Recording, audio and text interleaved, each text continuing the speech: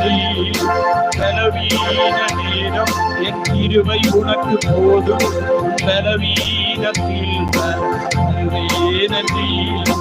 நிழல் போல என் வாழ்வில் வருபவாரே, விலகாமல் துணை நின்று காப்பவாரே. நிழல் போல என் வாழ்வில் விலகாமல் துணை நின்று காப்பவாரே. சொல்லுங்க, இப்போதும் என் வாழ்வை அவரை பார்த்து சொல்லுவோம். இப்போது நம்முடைய வாழ்விலே இயேசு மட்டும் போதும். இப்போதும் என் வாழ்விலே இசையா, இப்போதும் என் வாழ்விலே தாய் போல தேற்றி தந்தை போல அன்றி தோல்வியிலே சுமந்திடும் என் இசையா. தாய் போல தேற்றி